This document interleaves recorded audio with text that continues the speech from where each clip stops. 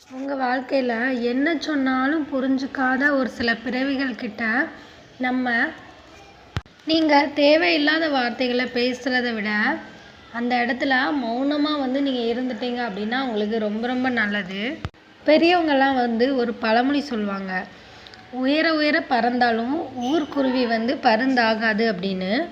அதே மாதிரி உங்களோட மதிப்பு தெரியாதவங்களுக்கு கடைசி வரைக்கும் பார்த்தீங்கன்னா, உங்களோட அருமை புரியவே புரியாது. ஒரு சில பேர்லாம் பார்த்தீங்கன்னா, ரொம்ப தலகனமா இருப்பாங்க. கேட்டா எனக்கு எல்லாமே தெரியும் அப்படின்னு சொல்லி, அப்படி உங்கள நீங்களே அறிவாளியா கற்பனை பண்ணிக்கிட்டு, இல்ல நீங்க உங்களுக்கு கொஞ்சம் கொஞ்சம் தெரியுத வச்சு நீங்க அறிவாளி அப்படின்னு நீங்களே முழுசா நம்பிக்கிட்டு, தலகனத்தோட இருந்தீங்கன்னா, உங்கள மாரி ஒரு மிகப்பெரிய முட்டாள் யாருமே கிடையாது. இன்னும் ஒரு சில பேர் பார்த்தீங்கன்னா, அது ஒரு சந்தோஷமோ, துக்கமோ நம்மளுக்கு வந்தா தான் ரத்தம் அப்படின்னு நினைக்கக்கூடியவங்க இருக்காங்க. ஸோ அடுத்தவங்களுக்கு நம்ம என்ன கெட்டதுனாலும் செஞ்சுட்டு போயிடலாம் அப்படின்ற ஒரு எண்ணத்தில் இருப்பாங்க. அப்படிப்பட்ட மனுஷங்களுக்கு பார்த்திங்கன்னா, எப்போவுமே மற்றவங்கள தப்பான கண்ணோட்டத்தோடு மட்டும்தான் பார்ப்பாங்க. அவங்க என்ன செஞ்சாலுமே தப்பாக தான் பேசுவாங்க. ஆனால் அவங்க அப்படி தப்பான கண்ணோட்டத்தில் பார்க்குறனால மற்ற எல்லாருமே தப்பானவங்களா ஆயிடுவாங்க அப்படின்றதெல்லாம் கிடையாதுன்றத கொஞ்சம் கூட அவங்களோட வாழ்க்கையில் உணரவே மாட்டாங்க. ஒரு சில பேர் பண்ணுற விஷயம் தப்பாக இருந்தால் கூட அது அவங்களோட பாயிண்ட் ஆஃப் வியூவில் கரெக்டாக இருந்திருக்கும். பட் ஒரு சில பேர் ஆப்போசிட்டில் உள்ளவங்க பார்க்கும்போது அது தப்பாக கூட தெரியலாம். பட் அந்த தப்பை பண்ணினவங்களுக்கு அது கரெக்டான ரீசனாக இருந்திருக்கும். அதனால தான் அவங்க அந்த மாதிரி நடந்திருப்பாங்க. யாருமே பார்த்திங்கன்னா தப்பை தெரிஞ்சு பண்ண மாட்டாங்க. ஸோ நீங்கள் மற்றவங்க பாயிண்ட் ஆஃப் வியூவில் இருந்து அது கரெக்டாக அப்படின்னு கூட நீங்கள் யோசிக்காட்டியும் பரவாயில்ல. மற்றவங்க செய்கிற விஷயத்த அது உங்களுக்கு தப்பாக பட்டாலுமே பார்த்திங்கன்னா, நீங்கள் எதுலேயுமே இன்வால்வ் ஆகாமல் இருங்க. அதுதான் ரொம்ப ரொம்ப பெஸ்ட்டு.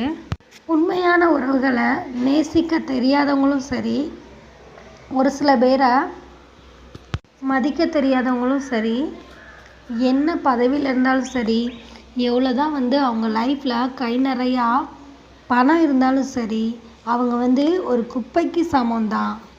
எந்த ஒரு மனுஷன் மற்றவங்களோட நேசத்துக்கும் பாசத்துக்கும் முக்கியத்துவம் கொடுக்குறானோ, அது மட்டும் இல்லாமல் எவ்வளோ உயர் பதவியில் இருந்தும் ஒருத்தங்களை மதிக்கிறானோ, அவன்கிட்ட கையில் காசு இல்லாட்டியும் பார்த்திங்கன்னா, உண்மையாகவே பார்த்திங்கன்னா அவன்தான் ஒரு ராஜா.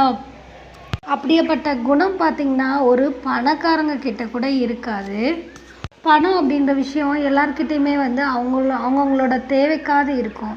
பட் ஒரு சில குணம்லாம் பார்த்திங்கன்னா ஒரு சில பேருக்கு மட்டும்தான் இருக்கும். ஒரு சில பேர்லாம் பார்த்திங்கன்னா அவங்களுக்கு புதுசாக ஒரு சில உறவுகள் கிடைக்குது அப்படின்றதுக்காக பழசை அப்படி ஒதுக்கிடுவாங்க, மறந்துடுவாங்க. அந்த ஒரு தவறை உங்களோட லைஃப்பில் நீங்கள் என்றைக்குமே பண்ணாதீங்க. எதனாலனா, உங்களுக்கு புதுசாக கிடைக்கிற ஒரு விஷயம் உங்களை ஒரு காயம் கூட படுத்தலாம். அது எப்படியாப்பட்ட ஒரு உறவுன்னு உங்களுக்கு தெரியாது.